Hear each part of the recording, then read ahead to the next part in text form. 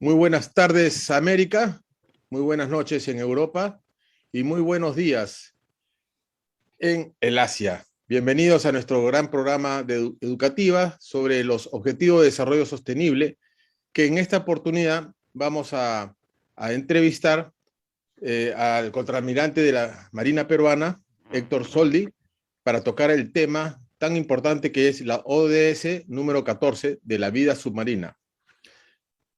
Yo quisiera, para los que no me conocen, quisiera mencionarles que soy el coronel FAP en retiro, José Ricardo Gutiérrez Rivas, piloto de aviones y de helicópteros, y soy defensor calificado de la patria por el Comando Conjunto de las Fuerzas Armadas, consultor aeronáutico, promotor de la gestión de riesgo de desastres y promotor de vuelo vertical urbano-rural.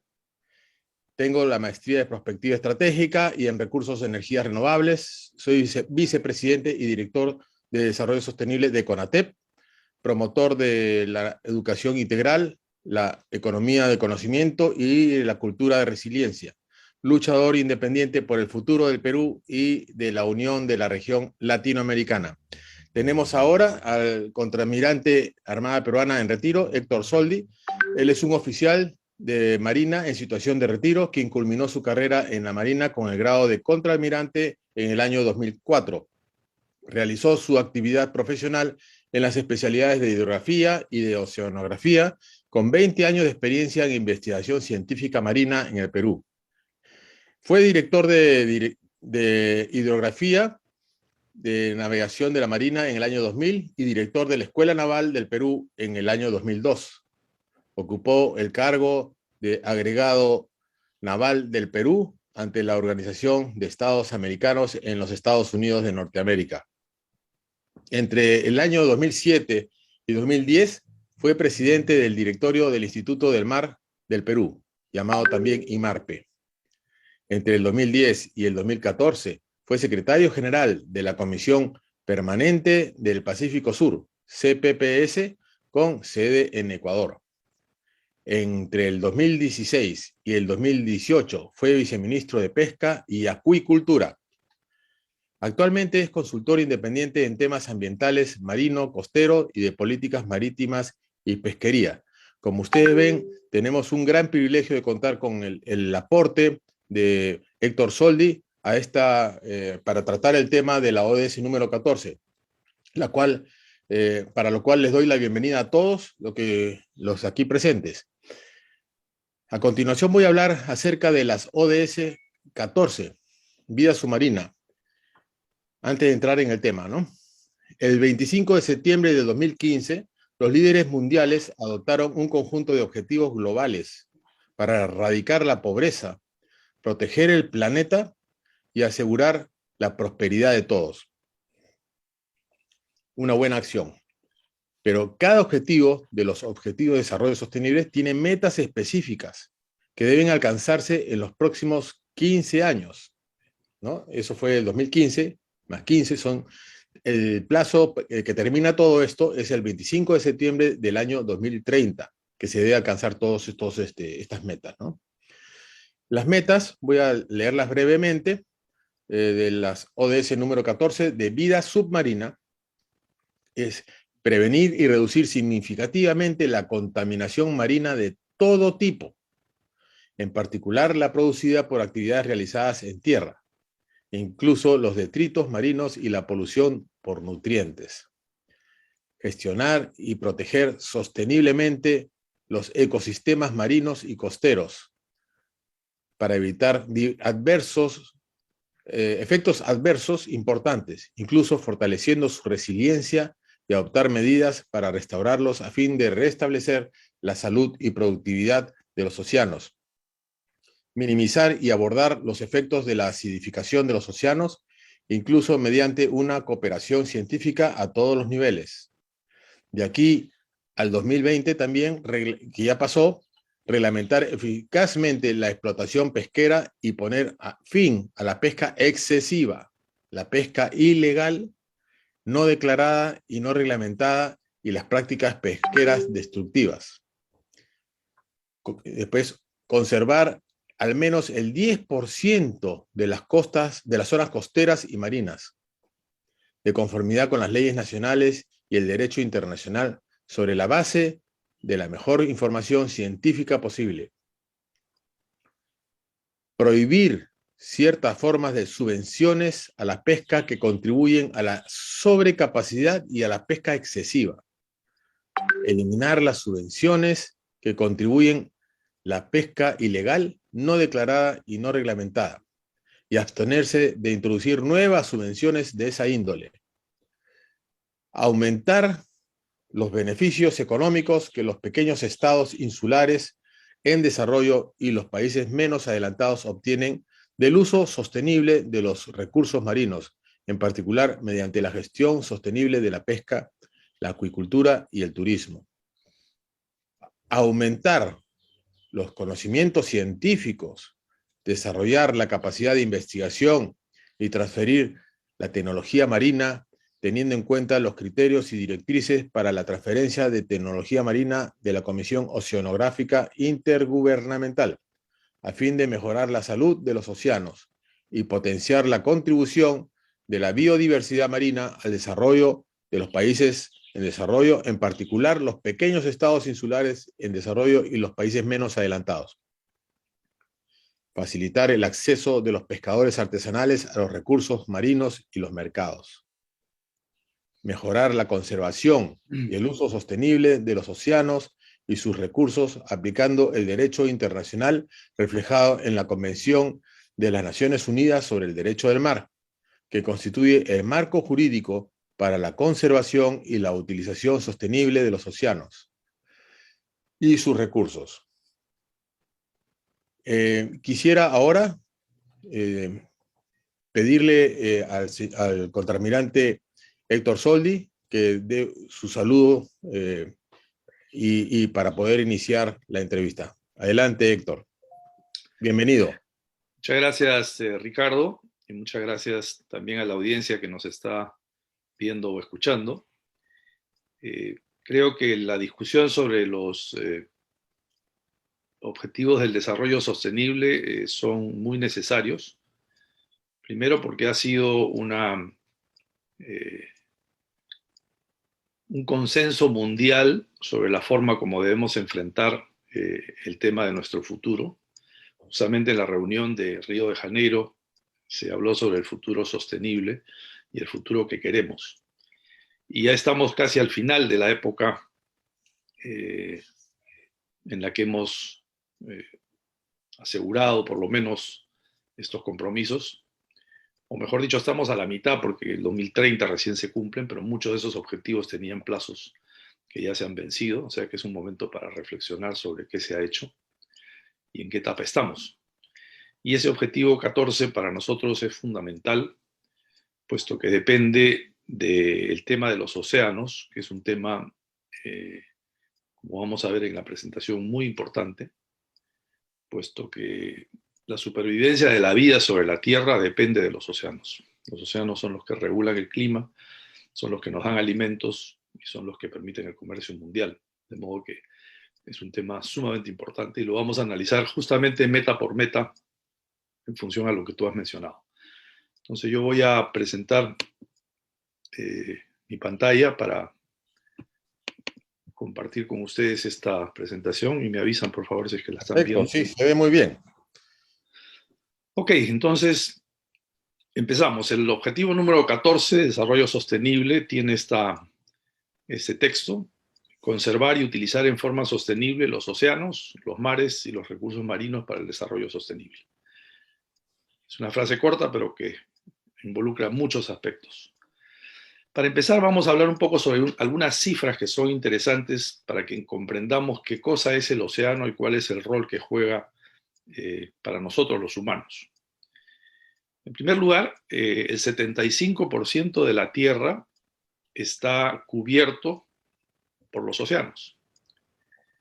Y el 99% de ese espacio en volumen es el que a nosotros nos importa porque es la parte de la Tierra que sostiene la vida humana. No hay ningún otro planeta en el mundo, en el universo, perdón, que tenga esta distribución. Y esa es la razón por la cual existe la vida sobre la Tierra y no sabemos que existe en otro lugar, aunque algún día lo sabremos. Por otro lado, el 30% del océano, mejor dicho, la otra cifra que es importante es el hecho de que el océano absorbe alrededor del 30% del dióxido de carbono producido por el hombre, amortiguando los impactos del calentamiento global. Es decir, el océano absorbe el 30% del exceso que nosotros producimos como dióxido de carbono. Y además emite el 50% del oxígeno que nosotros respiramos. Quiere decir que de cada 2 bocanadas de aire que uno respira, una de ellas debemos agradecérsela al océano, porque él es el que las produce. Se piensa que los bosques producen una gran cantidad de oxígeno, sin embargo los océanos son los principales productores de oxígeno para la vida humana. Algunas cifras que pueden ser importantes para ver cuál es el rol que juegan los océanos en la vida. El océano tiene aproximadamente 200.000 especies identificadas, pero es muy probable que las cifras reales puedan llegar a ser varios millones. Solamente hemos rascado la superficie del mar y no sabemos lo que hay a profundidades muy grandes, y probablemente ahí encontremos muchas sorpresas de especies que no conocemos. Y además, más de 3.000 millones de personas dependen de la biodiversidad marina y costera para su sustento.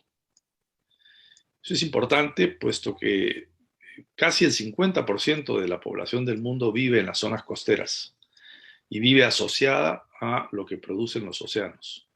Y los océanos tienen una cadena ecológica que va desde los animales mamíferos más desarrollados hasta las bacterias que están en los fondos marinos.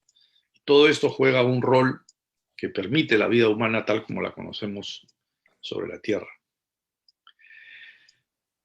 Por último, estas cifras que son de la parte económica, el 40% de los océanos está afectado por la contaminación, la sobrepesca, la pérdida de hábitos costeros y otras actividades humanas.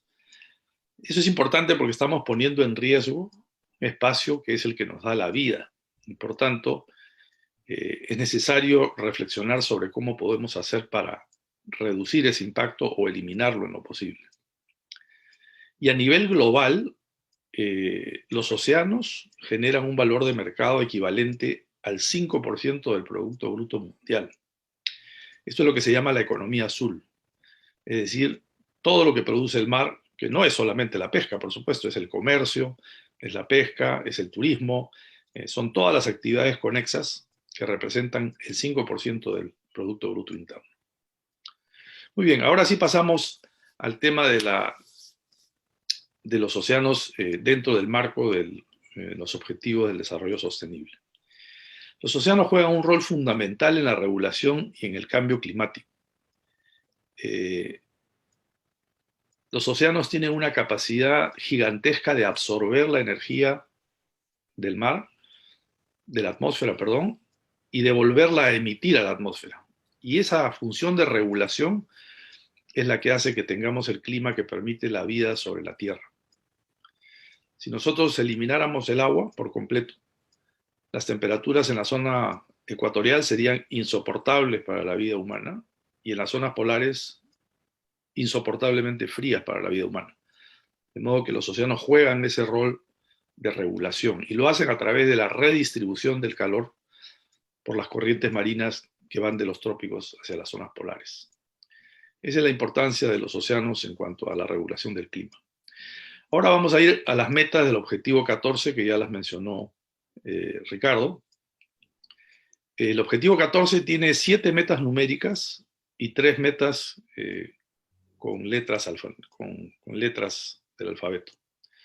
Las 7 metas numéricas representan los hitos que hay que alcanzar y las metas con letras indican los medios de implementación para llegar a esas metas. O sea que son 10 y vamos a ver de ellas. Yo he escogido 7 metas que son, creo, las más importantes y las que nos afectan directamente a nosotros en el Perú. Vamos a analizar una por una y ver más o menos cuáles son los compromisos que hemos adquirido y en qué etapa estamos. La primera meta dice, de aquí al 2025, prevenir y reducir significativamente la contaminación marina de todo tipo, en particular producida por actividades realizadas en tierra, incluidos los detritos marinos y la polución por nutrientes. Esta meta es sumamente importante porque a lo largo del tiempo y en especial en los últimos, digamos, en los últimos 50 años, debido a la revolución industrial que ha habido en el mundo, el volumen de contaminantes que están ingresando al mar se han multiplicado de una manera totalmente descontrolada. Y todas esas fuentes de contaminación son principalmente de origen terrestre, es decir, provienen de las actividades humanas que se realizan en las zonas costeras, principalmente en las grandes ciudades, pero también en las zonas agrícolas, debido a que los fertilizantes y los químicos que se utilizan para la agricultura terminan en el mar o terminan en los ríos, que a su vez terminan en el mar. Aquí vemos a la izquierda una imagen de una ciudad muy grande en la India, en la que se ve la salida de un río, y esto lo podemos ver también en cualquiera de nuestros ríos grandes costeros, en el Perú y en América Latina. Y en la imagen de la derecha vemos el mapa del Perú, donde existen 54 ríos que desembocan al Océano Pacífico. El Perú tiene una gran cordillera y tiene dos cuencas, la cuenca del Pacífico, a la cual van estos 54 ríos, y la cuenca del Atlántico, que desembocan hacia el río Amazonas principalmente. Estos 54 ríos costeros, muchos de ellos, o pasan por grandes ciudades como la capital Lima, o pasan por zonas agrícolas que recogen, en muchos casos, los productos químicos de los fertilizantes, y en otros casos la contaminación doméstica y los basurales de las ciudades que están asentadas en las márgenes de los ríos. De modo que toda esta contaminación es la que llega al mar, y después la vemos en formas no solamente de dilución, como la que está en la imagen de la izquierda, sino en los plásticos que se acumulan a lo largo de la costa y que son tan dañinos para el ecosistema. Okay, esta es una de las metas importantes: prevenir y reducir significativamente la contaminación marina de todo tipo. La meta número 4 dice: al 2020, reglamentar eficazmente la explotación pesquera y poner fin a la pesca excesiva, la pesca ilegal no declarada y no reglamentada, y a las prácticas pesqueras destructivas. Este es un tema sumamente importante, puesto que la presión del crecimiento de la población mundial ha hecho que todos los países costeros desarrollen sus industrias pesqueras a un nivel que está poniendo en riesgo el volumen básico que se necesita para que el mar tenga un desarrollo sostenible, es decir, que las especies mantengan los stocks de peces a un nivel que permitan perpetuarse en el tiempo. No solamente ha aumentado la población y la demanda, ha aumentado también la tecnología. Ahora los barcos pesqueros pueden pescar volúmenes enormes de pesca porque tienen equipos sofisticados, tienen redes sofisticadas, y no solamente pescan en su zona costera, sino pescan en alta mar. Normalmente las pesquerías más importantes se realizaban en las zonas costeras. Eso ha cambiado con el tiempo, puesto que las flotas ahora son de barcos más grandes, que tienen más autonomía, que se van mucho más allá de las 200 millas y que pescan en alta mar. Y por tanto estamos depredando ya no solamente la zona costera, sino estamos depredando el mar en su conjunto. Y por eso es importante reglamentar eficazmente la explotación y poner fin a la pesca excesiva. Además, hay pesca ilegal, no declarada y no reglamentada. A la mano derecha de esta imagen ustedes ven algo que se ha vuelto pernicioso en muchos países, que se llama la pesca con dinamita. Hay gente, pescadores, que pescan con dinamita, y una vez que se produce la explosión, muere todo lo que hay al costado, recogen todo lo que hay y únicamente utilizan el 10 o el 5% de lo que les sirve y el resto lo botan. Esta es una de las pescas más perniciosas y más dañinas que hay hoy día en el mar, y hay toda una campaña para la lucha contra la pesca con dinamita. En el caso del Perú, afortunadamente, hemos logrado manejar la pesca de la anchoveta, que es el recurso del cual se pesca la mayor cantidad de pesca en el mundo. El Perú tiene uno de los mares más ricos del mundo.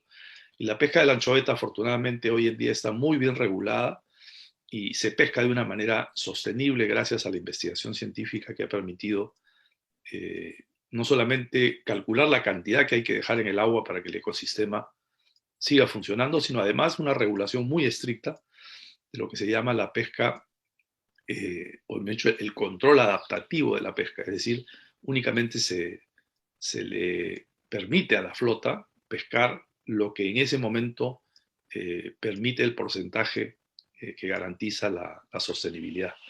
Año a año se hacen evaluaciones del stock y en función de eso se da un porcentaje, dejando siempre 5 millones de toneladas en el agua, que es lo que necesita el ecosistema para que funcione. Ese sistema en el Perú ha funcionado muy bien, lamentablemente en otros países no ha funcionado y hay muchas pesquerías que han colapsado por completo y que va a ser muy difícil que se recuperen en el tiempo. De modo que esto es lo que dice el objetivo número 14.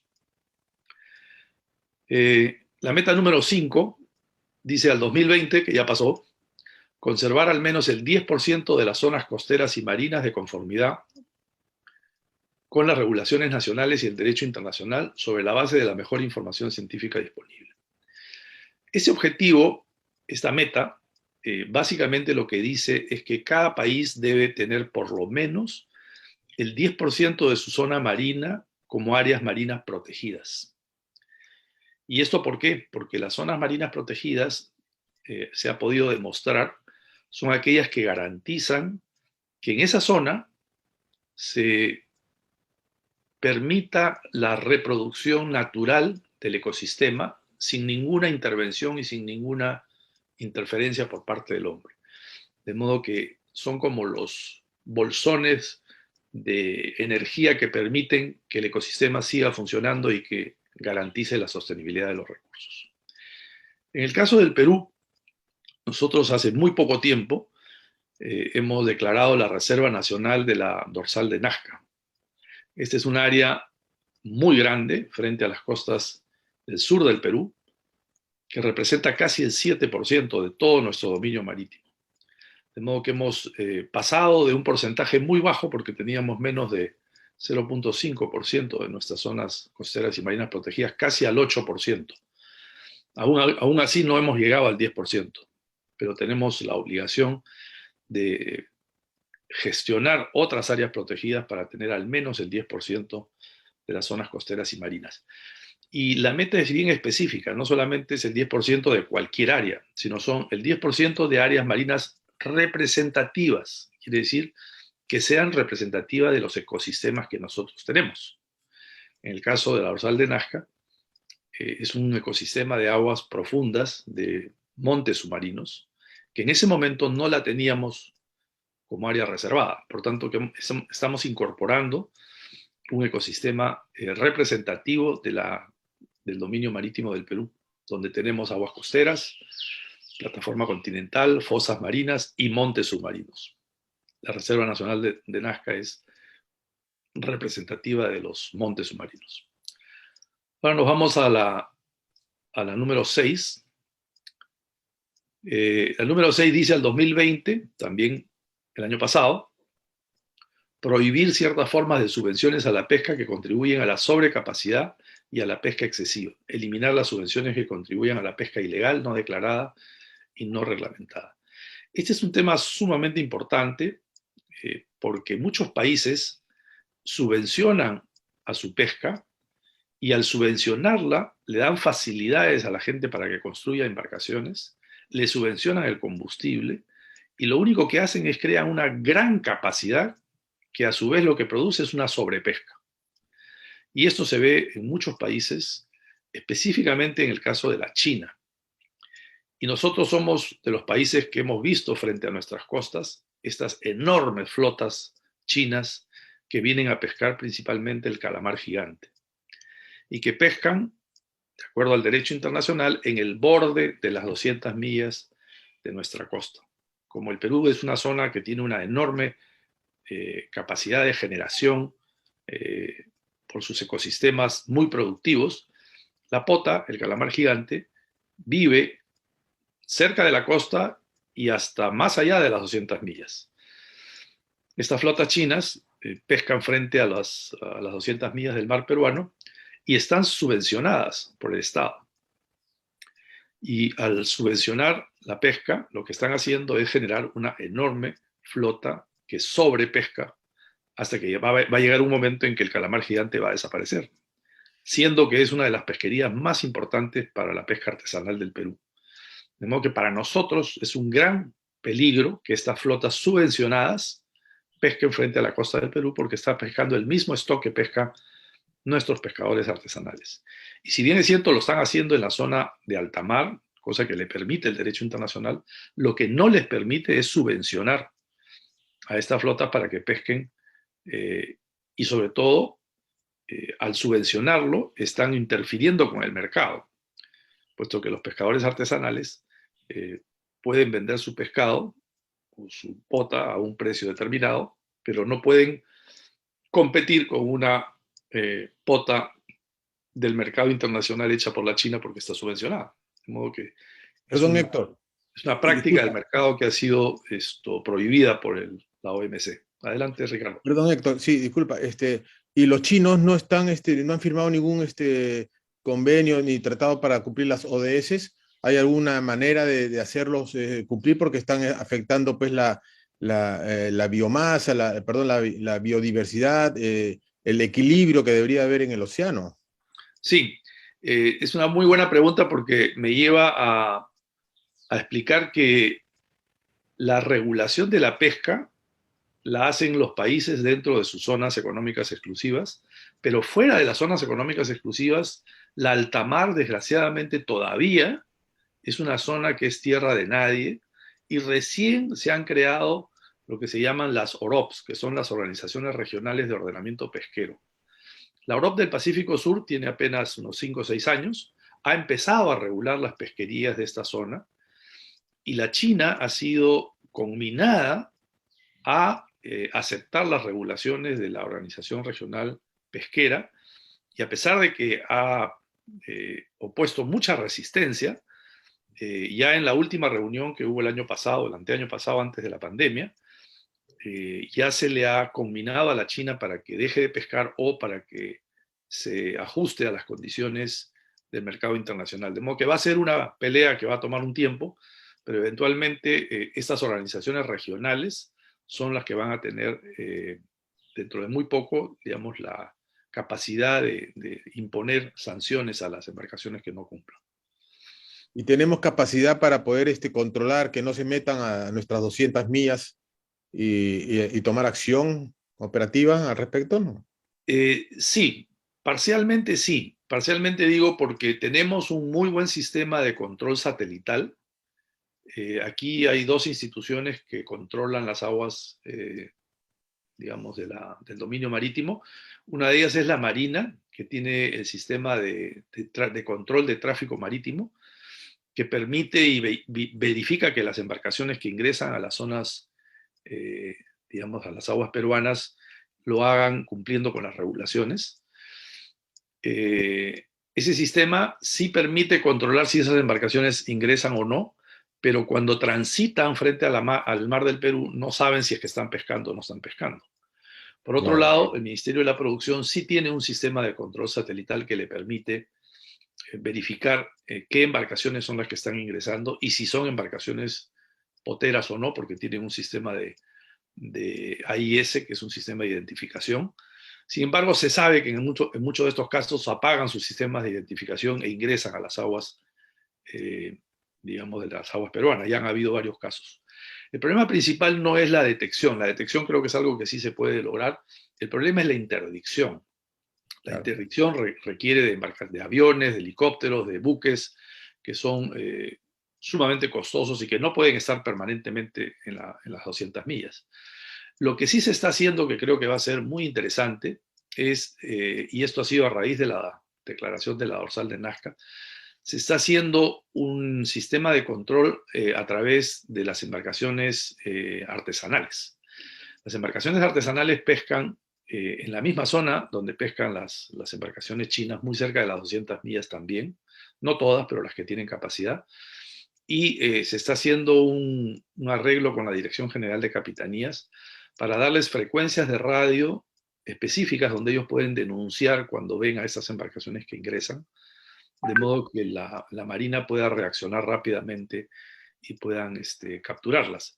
Estas embarcaciones, muchas de ellas tienen como puerto base para poder hacer su mantenimiento y sus reparaciones los puertos peruanos, el Callao y Chimbote principalmente, de modo que si alguna de esas embarcaciones es detectada pescando dentro de aguas peruanas, entran a un rol de embarcaciones de pesca ilegal y no se les deja ingresar para que hagan mantenimiento y petróleo, de modo que de alguna forma están controladas. Pero por otro lado, también tienen sus propias embarcaciones madrina en alta mar. De estas embarcaciones que ustedes ven en la fotografía, pues hay 400 o 500 y tienen 5 o 6 buques tangueros con petróleo que la abastecen y otros que reciben la carga. Es todo un sistema muy, muy sofisticado de pesca que digamos, pesca una gran cantidad y un gran volumen. Por eso es que es importante, sobre todo, trabajar el tema de las subvenciones. Claro, nosotros también podríamos compartir con los demás países de la región, igual que ellos con nosotros, cualquier información y acciones que se deban tomar para protegernos de manera regional. Me parece De excelente. hecho, de hecho, se está haciendo, ya hay una legislación internacional que permite y que fomenta este tipo de cooperación y de esa manera se han capturado muchos buques en Ecuador, en Chile, en el Perú, que estaban haciendo pesca ilegal. Y por otro lado, también existen organismos internacionales que han, por ejemplo, el Global Fishing Watch es un organismo internacional que plotea y monitorea todas las embarcaciones pesqueras del mundo, todas, absolutamente todas. Y Sí. ellos son los que proporcionan estos mapas que figuran en la parte derecha, de modo que permiten ver si esas embarcaciones poteras entran o no a las aguas peruanas. La ventaja para nosotros es que esas embarcaciones pescan de noche y pescan con luces, porque es la forma tradicional de la pesca del calamar gigante. Y al prender sus luces, inmediatamente son detectados por los satélites. Y ese mapa que está a la derecha es un mapa de luces, justamente, que permite ver qué tan cerca están dentro de la zona costera. De modo que sí hay maneras y Sí. cada vez la presión por control de los países y de los organismos internacionales son mayores, de modo que es probable que eso vaya regulándose poco a poco. Sí, sigue nomás, Héctor, gracias. Ok, ahora pasamos a las metas que tienen letras y no números. Como habíamos dicho, son las que muestran cuáles son los mecanismos que se van a utilizar para alcanzar esas metas. La meta 14A dice aumentar los conocimientos científicos desarrollando la capacidad de investigación y transferencia de tecnología marina teniendo en cuenta los criterios y directrices para la transferencia de tecnología de la Comisión Oceanográfica Intergubernamental. Definitivamente, la mejor arma que existe para tener un control sobre los recursos marinos es la investigación. Y la investigación es un trabajo muy paciente de muchos años que requiere no solamente tomar información, procesar información, sino acumular información y sobre todo experiencia, experiencia de científicos que con el tiempo van conociendo y van aquilatando lo que es digamos, el comportamiento del mar y de los recursos. En el caso del Perú tenemos dos instituciones fundamentales. Una es el Instituto del Mar del Perú. Yo tuve el honor de ser director de ese instituto durante 3 años. Y la Dirección de Hidrografía y Navegación de la Marina, de la cual también fui director durante un par de años. Y realmente uno se da cuenta el nivel de preparación de la gente que durante muchos años ha ido investigando en el mar peruano. Y por otro lado están las universidades e institutos de investigación marina que también son muchos. Estas universidades son las que generan y crean estos científicos que después terminan dotando al Instituto del Mar y a la Dirección de Hidrografía. Y por otro lado tenemos una flota de embarcaciones que permiten hacer ese trabajo de investigación.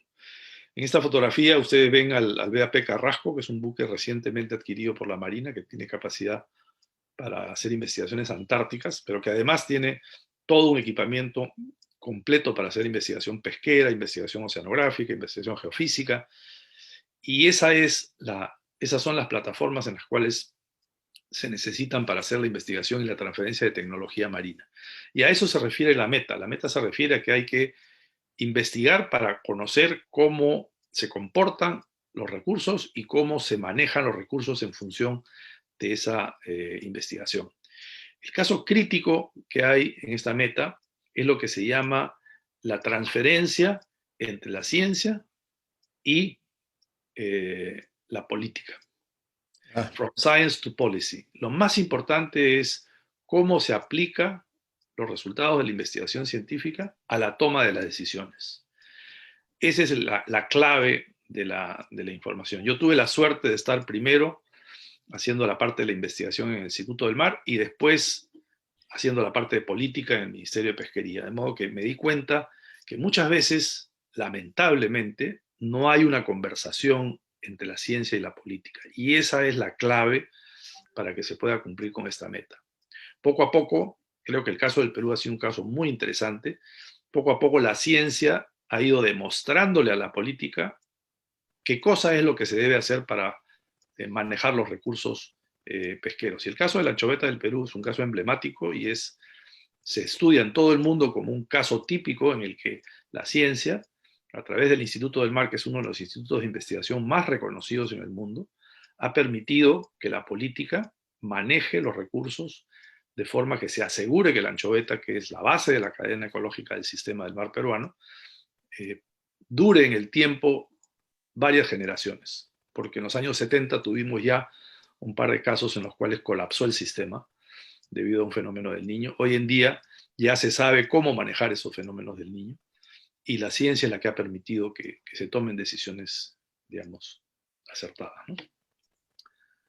Ok. Sería interesante entonces darle una información más fluida y transparente y clara a los políticos para que entiendan sobre la importancia, ¿no?, de esta conversión ciencia-política, ¿no? Sí, definitivamente se han discutido mucho ese tema y ahí hay dos problemas que son interesantes de tratar. Uno de ellos es que normalmente los científicos tienen un lenguaje que no comprenden los políticos, porque es muy sofisticado, muy científico, muy técnico. Entonces se le pide a los científicos que bajen el nivel para que puedan hacer papers científicos, pero cuyas conclusiones tengan recomendaciones de política, no solamente recomendaciones técnicas, sino de política. Ya digerido. Exacto. Por ejemplo, los documentos del Panel Internacional de Cambio Climático, del IPCC, los obliga a que cuando hacen un paper científico tienen un resumen científico y un resumen que se llama Abstract for Policymakers, un resumen para los tomadores de decisiones. O sea, no solamente es el resumen de lo que han encontrado científicamente, sino cómo eso debe llevar a los tomadores de decisiones a adoptar medidas, por ejemplo, en el cambio climático, que es en el caso de la... Pero eso debería ser en todas las actividades, no solamente en el tema climático. Y en el tema de los recursos, es algo que todavía no se ha hecho y es necesario que se haga, ¿no? Y por otro lado, digamos, los tomadores de decisiones también deben aceptar las recomendaciones científicas, porque muchas veces ellos mezclan las recomendaciones científicas con las recomendaciones que ellos llaman económicas. Entonces, en el caso de la pesca, por ejemplo, dice, sí, a mí me han dicho que pesque 1 millón, pero no, ¿sabes qué? Hay mucho hambre, así que pesca 3 millones. Y eso lo único que lleva es al colapso de la pesquería.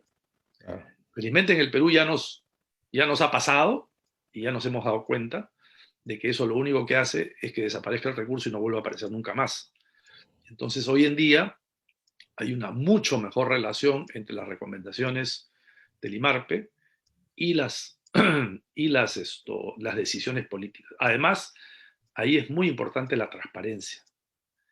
Antes era una información que solamente la conocía el Instituto del Mar. Hoy día esa información se publica. Se publica y los tomadores de decisiones tienen que tomar la decisión sobre la base de esa información. Y esa transparencia de alguna manera ha obligado a los tomadores de decisiones a respetar escrupulosamente las recomendaciones científicas. Eso no ocurre en todos los casos y en todo el mundo, pero en el caso del Perú, felizmente ya ocurre. Muy bien. Ok, estamos en la meta B. facilitar el acceso de los pescadores artesanales a los recursos marinos y a los mercados. Esta meta me parece una meta sumamente importante porque los pescadores artesanales lamentablemente han sido la última rueda del coche en la parte socioeconómica y no solamente en el Perú, en muchos países. Y es bien curioso porque si uno lee la historia del Perú antiguo, en la época prehispánica, la doctora María Rostorowski, que fue una historiadora notable, escribió mucho sobre los pescadores de la costa del Perú y decía algo muy interesante. Cuando llegaron los españoles, en la costa del Perú, dentro de la estructura socioeconómica, estaban primero digamos, los sacerdotes, que eran los más altos representantes, y en el segundo escalón los pescadores. Y abajo estaba todo el pueblo. Pero los pescadores eran los que alimentaban a los dioses y los que alimentaban al pueblo. De modo que eran el segundo escalón de la sociedad. Hoy en día, lamentablemente, son el último, porque son los que más esfuerzo hacen, los que más contribuyen a la seguridad alimentaria y los que menos se les paga. Si uno ve la cadena de logística de la pesca, al pescador le pagan una miseria y ese pescado llega a la mesa costando una fortuna. Eso es lo que creo que tiene que cambiar. Tiene que haber un sistema que permita proteger a los pescadores artesanales, primero porque son la fuente que abastece los mercados y a la seguridad alimentaria del país. Probablemente ocurre lo mismo en todo el mundo.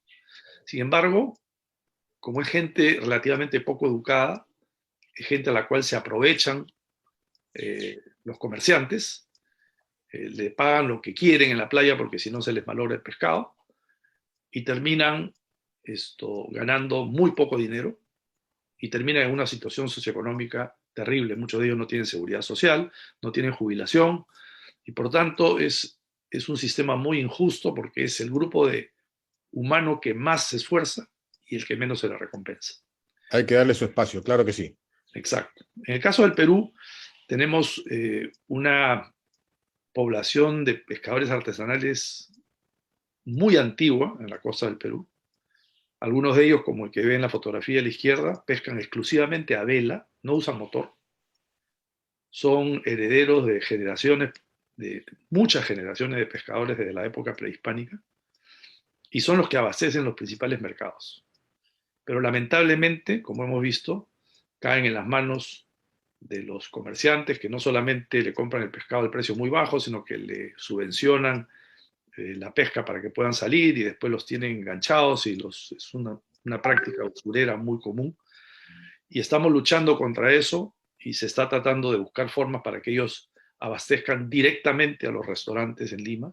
Y ya se ha logrado formar cooperativas que permiten que les paguen 4 o 5 veces más, pasando por encima de todos los comerciantes para que ellos puedan acceder directamente a los mercados. Y de modo que eso es lo que dice esa meta, facilitar el acceso de los pescadores a los recursos y a los mercados.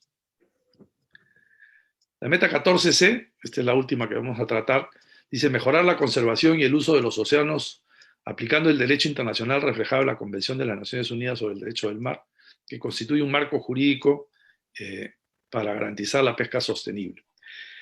Curiosamente, el Perú es uno de los países que más luchó por la firma de la Convención del Mar y es uno de los poquísimos países que no es parte de la Convención. Y no es parte de la Convención por un sistema absurdo de interpretación de grupos de gente que piensa que si es que se firma la convención, el Perú va a renunciar a su mar territorial. El concepto del mar territorial ya no existe en el derecho internacional. Mejor dicho, el tradicional. Ya no existen las 200 millas de mar territorial. Ahora existe las 12 millas de mar territorial y las 188 millas de zona económica exclusiva. Y el Perú se ha aferrado al concepto, no el Perú, sino algunos grupos dentro del Perú que hacen política, se han aferrado al concepto del mar territorial de las 188 millas y por tanto el Perú en ese momento no forma parte de la convención. Y eso es una gran tragedia para el Perú, puesto que no solamente estamos sujetos a cumplir la convención porque es parte del derecho internacional, sino que no podemos gozar de los beneficios de esta convención. De modo que ese es un tema que el Perú tiene que resolver en algún momento. Está pendiente. Está pendiente, efectivamente. Muy bien. Ahora vamos a pasar a un tema, a pesar de que yo sé que esta transmisión sale a todo el mundo, vamos a pasar a un tema sobre qué significa ese objetivo para el Perú y cuál es la situación en ese momento dentro del país. ¿Por qué es importante ese objetivo para el Perú? Porque a pesar de que el Perú tiene uno de los océanos más productivos del mundo, es absurdo que no se reconozca en la educación, y ese es un tema que creo que ustedes ya han tocado, el tema de la educación, en la juventud del Perú no está incluido el tema del mar en la currícula escolar, siendo que el Perú tiene el mar más productivo del mundo. Si uno ve la currícula escolar, el mar casi no existe. A muchos peruanos tú le muestras este mapa y te van a decir, ¿de dónde es ese mapa? Ese mapa no lo reconozco. Y no lo reconoce porque no reconoce el mar. Si uno ve el mapa del Perú y tiene el mar adyacente que le corresponde, lo que nosotros llamamos el dominio marítimo del Perú, vamos a ver que el Perú tiene cerca de 1.285.000 kilómetros cuadrados y tiene 855.000 kilómetros de mar. Es decir, el 60% de nuestro territorio está en tierra y el 40% está en el mar. Y algo que es difícil de entender, y es algo que nosotros lo hemos vivido cuando estábamos en el colegio, esta es la cifra real de lo que tenemos en el Perú, 2.140.000 kilómetros cuadrados. Y es que en la época que estábamos en el colegio, y Ricardo se va a acordar de esto, las regiones naturales del Perú eran la costa, la sierra y la selva. Y el mar no existía. Sí. Uno le decían, ¿cuáles son las regiones naturales? ¿Tú te acuerdas, Ricardo? Costa, sierra Claro, y selva. claro. ¿Y el Era un mar gran dónde estaba? error. Así es. O sea que el mar siempre, a pesar de tener uno de los mares más ricos del mundo, hemos vivido de espaldas al mar. Y desgraciadamente seguimos viviendo de espaldas al mar. Si uno ve, hoy día, yo he estado, hace pocos días, me metí a SUNEDU, perdón, al Ministerio de Educación para ver la currícula escolar. Hoy en día, los textos escolares del Ministerio de Educación dice que ya no son 3 las regiones naturales, sino que son 8 las regiones naturales. Así. Y si tú ves las 8 regiones naturales, son Chala, Yunga, Quechua, Suni, Puna, Janca, Omagua, Rupa, y el mar no existe.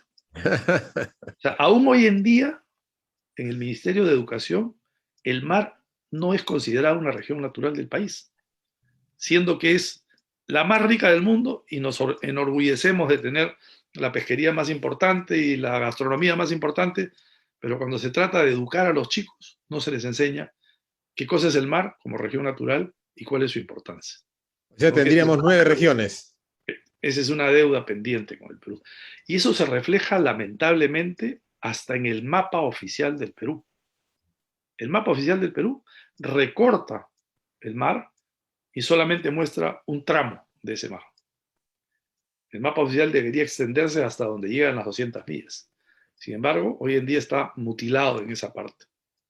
De modo que ese es un tema que me parece fundamental y que es pendiente para nosotros.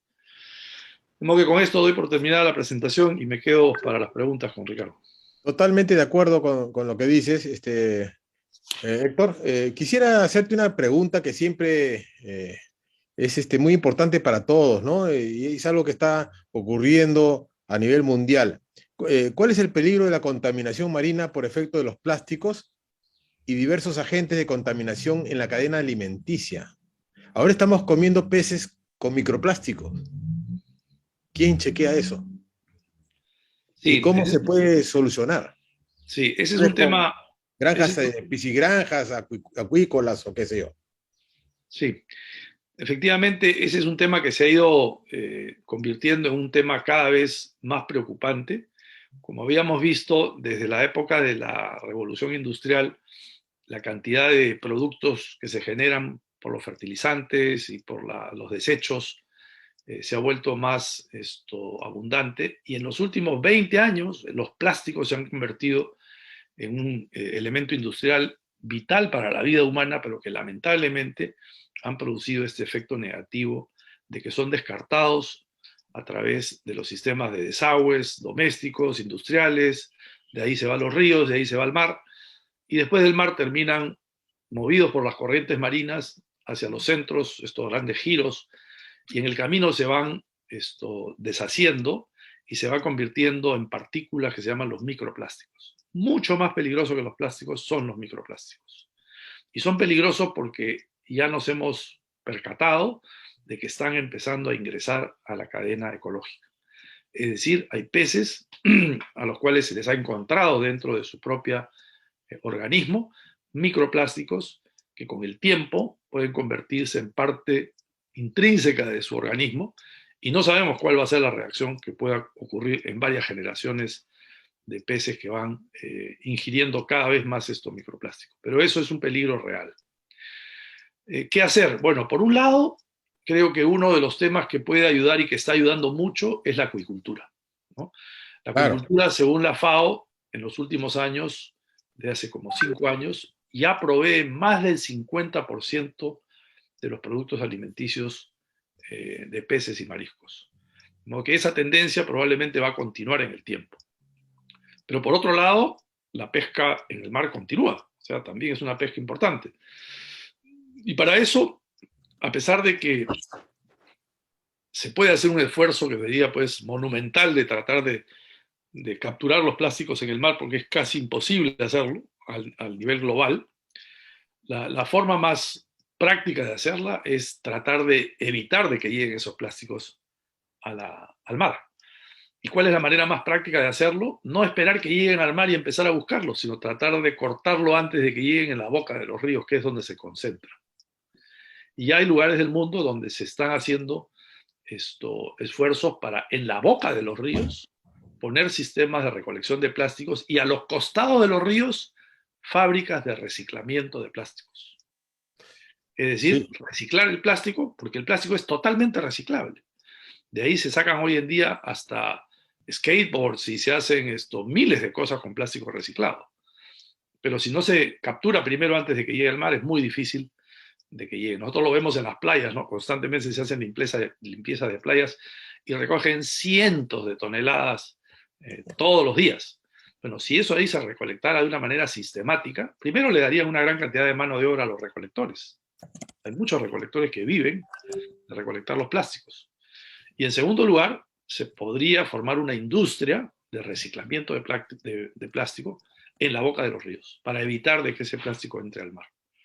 De modo que hay soluciones, pero obviamente necesitan de una organización mayor. Claro, ahí habría que incluir tal vez, Héctor, ¿te parece educación social, cívica, ¿no? Porque se ve, hemos visto hasta videos donde los camiones de algunos municipios llevan toda su basura y la tiran al río. Entonces, ese tipo de cosas debería estar totalmente, pues, punibles, ¿no? Que ser denunciables inmediatamente, pues, sin tanto juicio y tanta demora del Poder Judicial, hacerlo efectivo, sacarlo, castigarlo de alguna manera al funcionario que ha cometido tremendos errores. Acordémonos, amigos, que estamos viviendo ahora en la época del Holoceno, que ha durado 17.500 y pico de años, ya se terminó en el año 1800 y ahora estamos en la época de la era del Antropoceno, que es donde estamos, el ser humano es el que está tomando las acciones negativas que está perjudicando el clima a nivel mundial, ¿no? Es importantísimo tener eso en cuenta y nuestra gran posibilidad de poder cambiar las cosas mediante la educación, ¿no? Definitivamente la educación, y no solamente la educación escolar, la educación de las autoridades, de los Así alcaldes, es.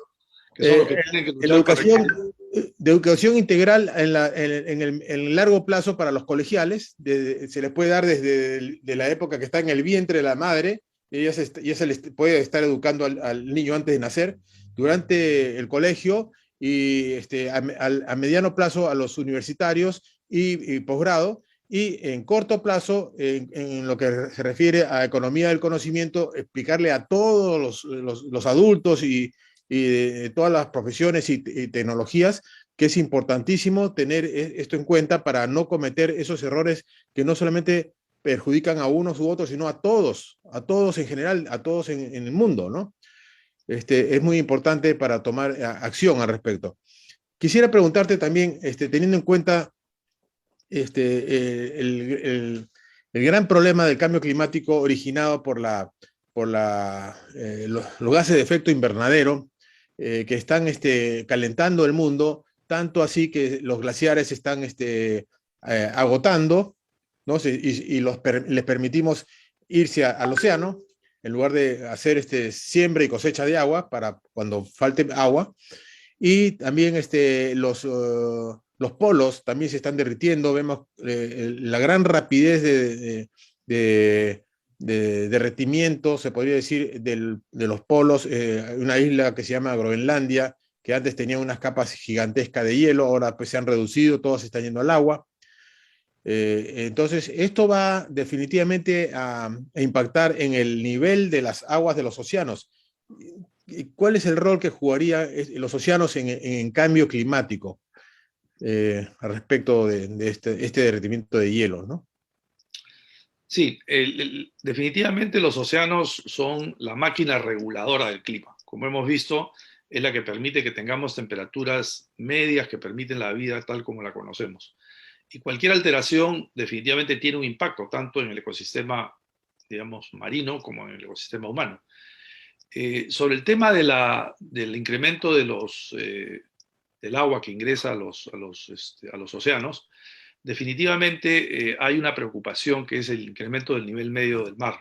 Eso es algo que ya se viene monitoreando desde hace varias décadas y se nota que hay un incremento pequeño, pero cada vez incrementando, y se debe básicamente a dos razones. Una de ellas es al cambio climático, es decir, al calentamiento global.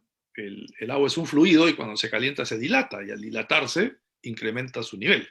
Como que ese es un primer efecto directo del mar, y hay muchos lugares donde ya el impacto está siendo mucho más notorio, sobre todo en las islas del Pacífico, que son islas muy bajas, que tienen poblaciones, muchas de ellas aborígenes, han tenido que evacuar poblaciones completas porque el nivel del mar ha empezado a invadir las zonas terrestres, y cuando hay una tormenta o cuando hay una condición de mar bravo, el ingreso del mar ha hecho que se erosione la zona costera donde vivía esta gente, y muchos de ellos han tenido que emigrar, algunos dentro de los territorios, cuando eran territorios altos, y otros fuera de esas islas, de modo que ya hay efectos directos en ese sentido.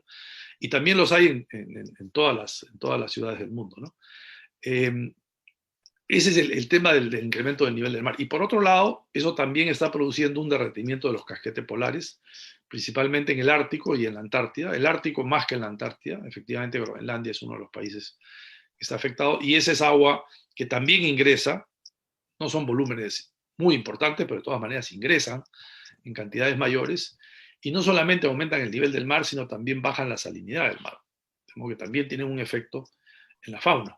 De modo que todo esto es un tema que, si bien es cierto, está ocurriendo a un nivel muy lento, va a empezar a producir probablemente efectos cada vez más notorios en el ecosistema. Claro, el cuidado de nuestros océanos representa, pues, y contribuyen al Objetivo de Desarrollo número 14, no solo para el Perú, sino para toda la región sudamericana y, por qué no decirlo, para todo el mundo. Es importantísimo tenerlo en cuenta y luchar, pues, usando las herramientas, pues, de la educación que tengamos para poder conversar con nuestras autoridades y explicarles la importancia que tienen, y sobre todo con los futuros gobernantes que son los niños y jóvenes que están en las universidades, ¿no? Agradecemos mucho, Héctor, por esta brillante entrevista. Me ha encantado realmente, seguramente que a todo el público también. Y creemos que es importante, es muy importante estas referencias para la humanidad, especialmente a nuestras diversas regiones y países, y los gobernantes que están dirigiendo estas regiones y países. Y hay que pensar siempre que estamos gozando con grandes beneficios de los océanos que Dios nos ha permitido disponer, nos puso a nuestra disposición para darnos alimento, un buen clima y una vida saludable con bienestar. Y es nuestra obligación cuidarlo y darle uso responsable y sostenible.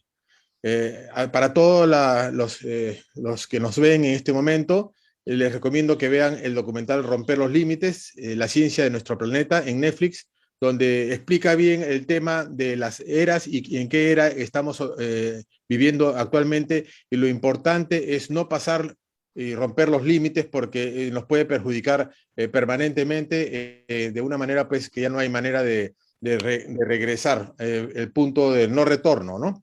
Tenemos que estar conscientes de esto y bueno, sigamos viviendo y gozando la vida que Dios nos da. Muchas gracias por ver esta entrevista y les sugiero que puedan difundir en sus redes. Un placer haber estado contigo, Héctor, y ya nos estaremos viendo en cualquier momento y conversando. Gracias, Un un fuerte abrazo, abrazo. Ricardo. Gracias por la Dios los entrevista. bendiga a todos.